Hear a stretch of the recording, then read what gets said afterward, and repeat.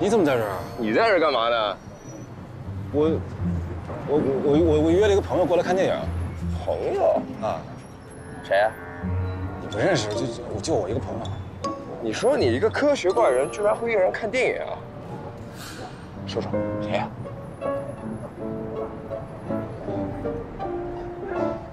苗路。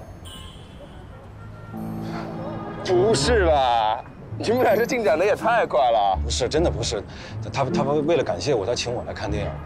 你回公司你别说啊。哎呀，没关系，理解理解。我这嘴啊挺严的，你就放心吧，我不会把这事说出去的。哎呀，真是不枉费我牵这个红线。行，那我先走了啊，一会儿见了面太尴尬了。是，拜拜，拜拜，哎，拜。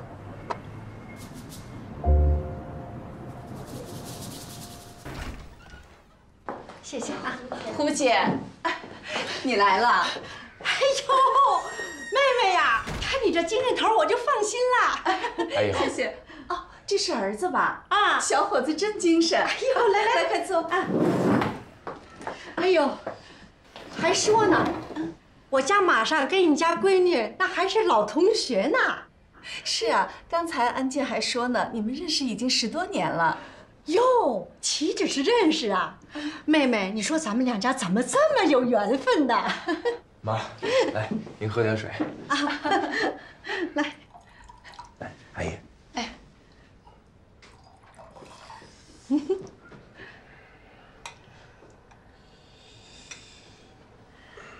小安呐，你在国安工作一定很辛苦吧？还行，习惯了。年轻人想做出点成就，辛苦是难免的。我就希望他呀平平安安的。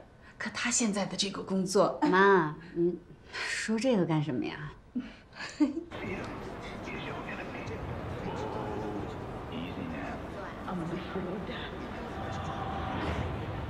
吃爆米花吗？啊，我不吃。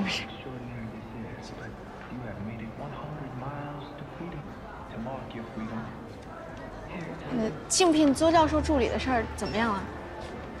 有信心吗？没什么信心。公司里这么多工程师，我觉得选上我的几率应该不大。我可以帮你啊。你怎么帮？这件事儿呢，你从一开始就得思路清晰一点。你看，这么多人里面，你和于浩然，你们两个应该是最有希望的吧？但是光凭工作能力强肯定是不够的，不能光靠本事，得有关系啊。因为大家水平都差不多的话，那不就得看一看后台了吗？对吧？我可没有后台。你没有，我有啊。我可以帮你问问我姐，我姐能帮你。这人情太大了。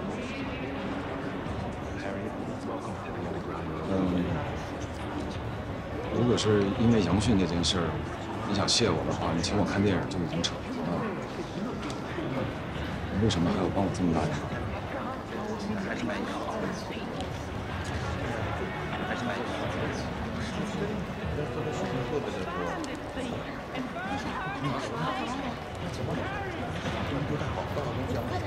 电影开始了，咱们走吧。啊，进去。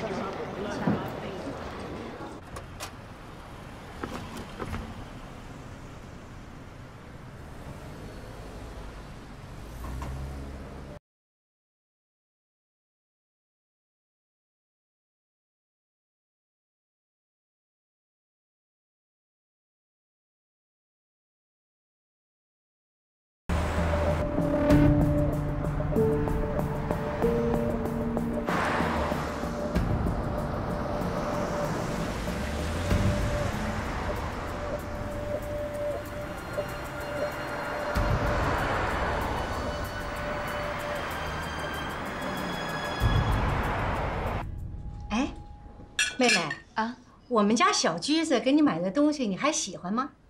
东西啊，就是你刚出院的时候，我本来呀是想让他去看看你，可是他呢老是怕打扰你，就说买点东西先送过去。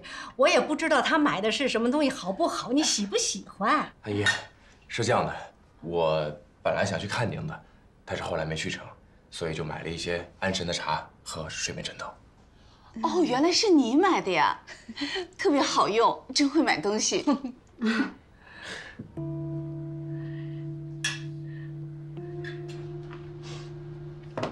谁又跟你拼了？一个特别轴的同事。怎么了？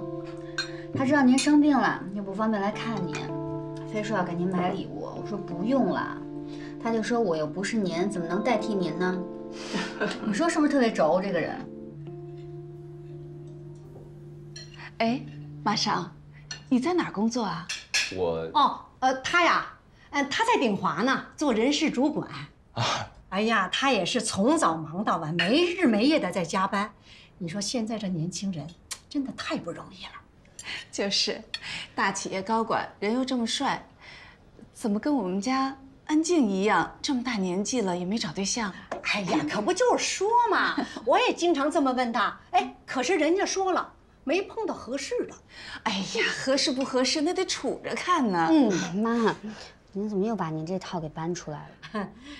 长辈的话自然有他的道理。你们现在这些年轻人呢，真的就是太有自己的想法了。我们那些生活经验能是白来的吗？就是。